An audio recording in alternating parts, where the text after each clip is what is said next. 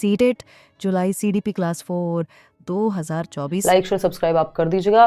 पहला क्वेश्चन आपके सामने है और आप देंगे जवाब। क्वेश्चन क्या है? Aspects of development of a child and characteristics are given as, यानी बच्चे के विकास के पहलू या प्रकार, एस्पेक्ट्स को हम टाइप कह सकते हैं, एरियाज ऑफ डेवलपमेंट कह सकते हैं, डोमेन्स ऑफ डेवलपमेंट कह सकते हैं। एक चीज को कितने नामों से पूछा जा सकता है ये मैं आपको अच्छे से डिस्कस करूंगी आपके साथ, ठीक है ना। और स्टैंडर्डाइज्ड क्वेश्चंस रहेंगे, ऐसा नहीं है कि कुछ भी उठा करके आपको दे दिया, ठीक है ना। तो एस्पेक्ट्स यानी बच्चे के विकास के पहलू या प्रकार, टाइप, डोमेन, एक साइड लिखा हुआ मिलेगा और दूसरी साइड उसकी कैरेक्टरिस्टिक्स हैं, विशेषताएं हैं। तो एस्पेक्ट ऑफ डेवलपमेंट या टाइप ऑफ डेवलपमेंट एक साइड में, दूसरी साइड विशेषताएं। आपको मैच करना है, मैच द फॉलोइंग वाला क्वेश्चन है। टाइम बेसिकली इनको अब क्वेश्चन ऐसा बना देना है, क्वेश्चन पेपर में क्वेश्चन ऐसे होने चाहिए कि आपका टाइम किल हो। अगर आपने बहुत अच्छे से पढ़ाई नहीं की, बहुत अच्छे से प्रैक्टिस नहीं की, तो आप क्वेश्चन पेपर सॉल्व करने में आपका समय निकल जाएगा, टाइम ही मैनेज नहीं होगा। इसलिए इस तरह के लेंथी क्वेश्चन डाले जाते हैं। क्वेश्चन नंबर 1 का फर्स्ट ए ऑप्शन क्या कहता है? लैंग्वेज डेवलपमेंट यानी भाषा विकास किससे जुड़ा हुआ होगा? भाषा विकास की विशेषताएं बताओ एक बार। द चाइल्ड आस्क्स क्वेश्चंस, कि बच्चा क्वेश्चन पूछता है। चलो भाई, हो सकता है। कॉग्निटिव डेवलपमेंट किससे जुड़ा हुआ होगा? Cognitive development, child is able to walk on, नहीं ये तो फिजिकल डेवलपमेंट है। इमोशनल डेवलपमेंट है, द चाइल्ड फील्स हैप्पी, हाँ ये बात सही है। बच्चा चल सकता है, ये फिजिकल डेवलपमेंट का उदाहरण है। तो मतलब हम कह सकते हैं डी का सेकंड होगा। डी का सेकंड कहां है? डी का सेकंड 3 ऑप्शन में है। डी का देखो, ये पढ़ने की अप्रोच होती है जो आपकी डेवलप होगी। डी का थर्ड है, तो ये ऑप्शन तो हमने हटा दिया, बाकी तीनों में डी का सेकंड है। कई बार ऐसा होता है कि अगर क्वेश्चन आसान हो तो डी का सेकंड किसी एक ही ऑप्शन में होगा, आपको पूरा क्वेश्चन पढ़ने की जरूरत भी नहीं है ना। तो डी का सेकंड तो कई जगह पे है। फिर हम देखते हैं सी का थर्ड। सी का थर्ड कहां है भाई? डी का सेकंड यहां पे भी था, यहां पे भी था। सी का थर्ड यहां पे भी है, यहां पे भी है, यहां पे सी का फर्स्ट है, तो इसको हम हटा देंगे, ठीक है। अभी हम एकदम चालाकी वाले एस्पेक्ट में पढ़ रहे हैं, यानी एकदम थोड़ा सा स्मार्टली क्वेश्चन को सॉल्व करने की कोशिश कर रहे हैं। जो एकदम ट्रेडिशनल तरीका है उस पर अभी वापस आएंगे। तो अब सिर्फ 2 ऑप्शन बचते हैं जिनमें से कोई एक सही उत्तर होगा, ठीक है। अब यहां पे हम देख रहे हैं कि कॉग्निटिव डेवलपमेंट के बारे में, the child takes part in discussion.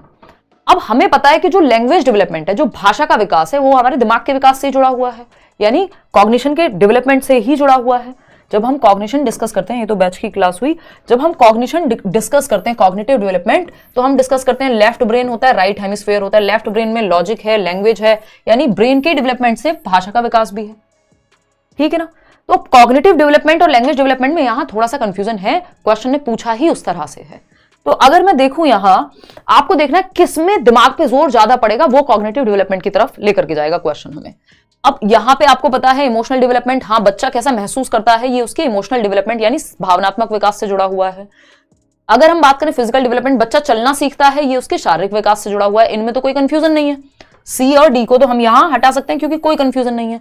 अब ए और बी बचता है, सिर्फ ए और बी की माने अगर, तो कॉग्निटिव डेवलपमेंट आपको देखना है, the child takes part in discussion, बच्चा चर्चा में भाग लेता है। तो चर्चा भी बिना दिमाग के तो होती नहीं है।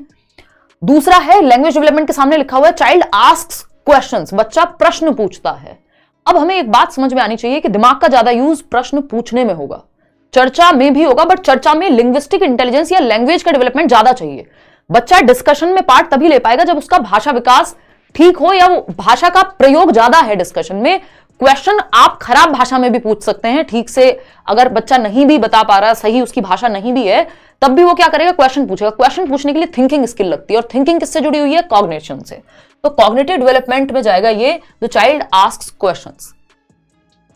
नहीं तो ये आसान था क्वेश्चन, लैंग्वेज डेवलपमेंट से जोड़ दिया हमने। डिस्कशन में पार्ट लेना एक लैंग्वेज डेवलपमेंट का पार्ट ज्यादा है, चर्चा जो है वो भाषा विकास के तहत ज्यादा आती है। हो सकते हैं कुछ बच्चे तो पार्ट ही ना लें अगर लैंग्वेज डेवलपमेंट उस तरह से नहीं हुआ, लेकिन क्वेश्चन पूछना मतलब बच्चे ने कुछ सोचा है, कुछ रीजन किया है, कुछ थिंक किया है, चिंतन किया है, तर्क किया है। तो एक ही ऑप्शन सही बचता है जो आप लोग दे भी रहे हैं 58% लोग।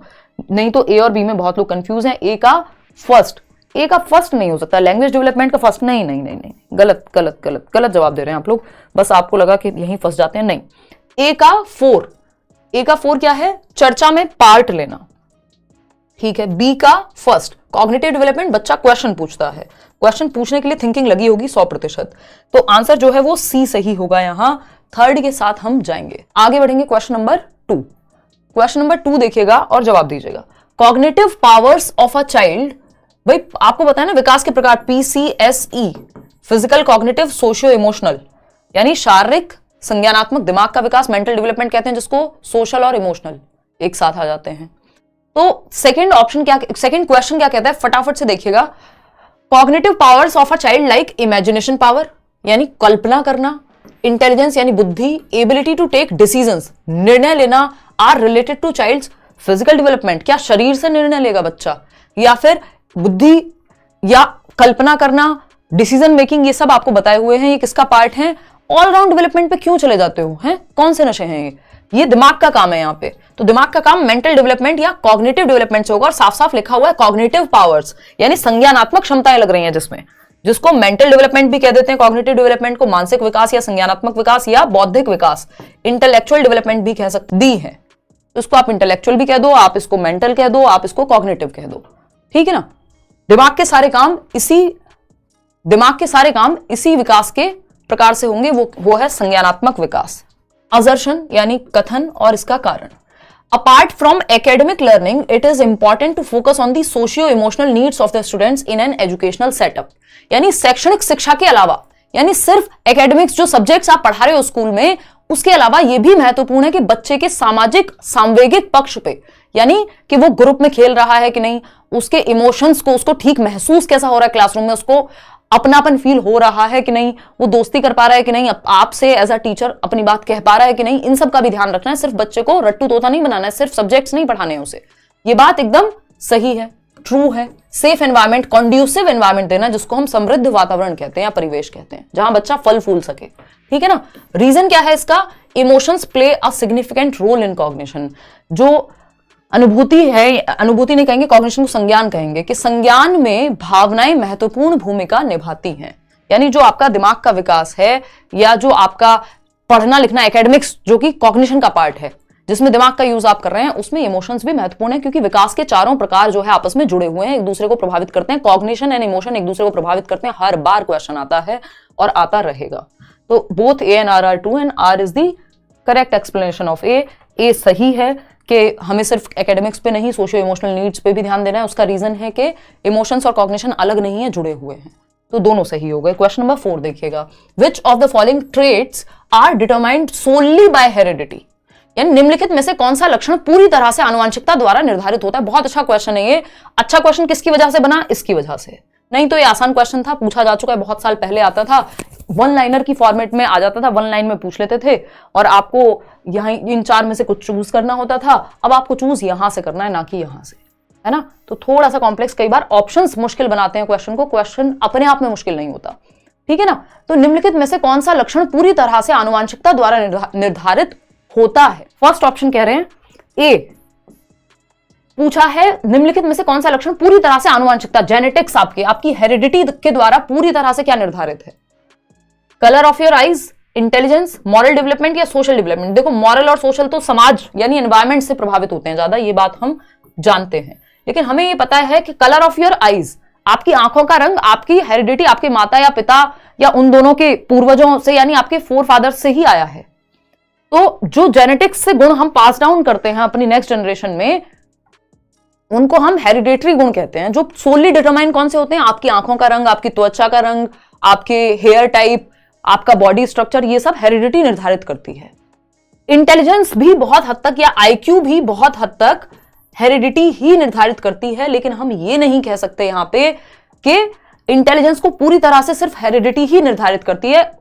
कुछ लोग हैं जो ये मानते हैं आईक्यू पूरी तरह से या इंटेलिजेंस जो है बहुत हद तक आपके दिमाग, आपका जो दिमाग है, आपके दिमाग का जो स्तर है कि आप एवरेज हैं, गिफ्टेड हैं, आपका दिमाग किस लेवल पे चलता है, वो आपके पेरेंट्स से आता है, लेकिन पूरी तरह नहीं, कंप्लीटली नहीं, सोलली नहीं। फिर एजुकेशन का कोई रोल नहीं रह जाता, फिर आपकी मेहनत का कोई रोल नहीं रह जाता, फिर एनवायरमेंट का कोई रोल नहीं रह जाता, अगर सिर्फ और सिर्फ हेरिडिटी ही निर्धारित करती इंटेलिजेंस को। फिर ये ऐसा ही हो जाता जैसे आपकी आंखों का रंग, आपको कोई एफर्ट थोड़ी करना है आंखों का रंग बनाए रखने के लिए, लेकिन बुद्धि को विकसित करने के लिए आपको मेहनत करनी पड़ती है। तो इसमें एनवायरमेंट का भी रोल है, इसलिए इंटेलिजेंस को इसमें काउंट नहीं करेंगे। इंटेलिजेंस प्रभावित होती है, लेकिन सोलली लिख दिया ना, अगर ये सोलली नहीं लिखते तो हम दोनों को साथ ले लेते। असर्शन क्या है? यानी कथन है। A traditional Indian women's role is to be in charge of domestic chores like serving her husband, looking after her children, cooking and cleaning. यानी कथन क्या है कि एक पारंपरिक भारतीय महिला की भूमिका घरेलू कामों की प्रभारी होना है, घर को संभालना है, जैसे कि अपने पति की सेवा करना, अपने बच्चों की देखभाल करना, खाना बनाना और सफाई करना, है ना। अब आप समझ पा रहे हैं ये कौन सा थॉट प्रोसेस है? ये है स्टीरियोटाइप वाला थॉट प्रोसेस, लिंग रूढ़िबद्धता। और अनफॉर्चुनेटली कुछ लोग आज भी इसी बात को मानते हैं, जीते हैं, है ना। और ये क्या है? स्टीरियोटाइपिंग है कि आप इक्वालिटी और इक्विटी दोनों में से कुछ नहीं है यहां पे अगर देखा जाए तो, ठीक है ना। तो ट्रेडिशनल इंडियन वुमेन का रोल क्या है कि वो घर में रहे, बच्चों का ध्यान रखे, पति का ध्यान रखे। ये क्या है? ये स्टीरियोटाइप को शो करता है। रीजन क्या है? Gender stereotypes are beliefs held about characteristics and activity domains that are considered being appropriate for men and women। पूछा क्या है? लैंगिक रूढ़िवादिता उन विशेषताओं और गतिविधि डोमेन के बारे में धारणाएं हैं जिन्हें पुरुष और महिलाओं के लिए उपयुक्त माना जाता है। यानी ये जेंडर रोल्स हैं जो समाज बनाता है। ट्रू है ये बात एकदम, है ना। इसका जो रीजन है, इसने बताया कि ये स्टीरियोटाइप है। अगर कोई इस बात को कहता है कि ये स्टीरियोटाइप है, तो a traditional Indian women's role is to be in charge of domestic chores like serving her husband and all. Both A and R are correct and R is the correct explanation of A.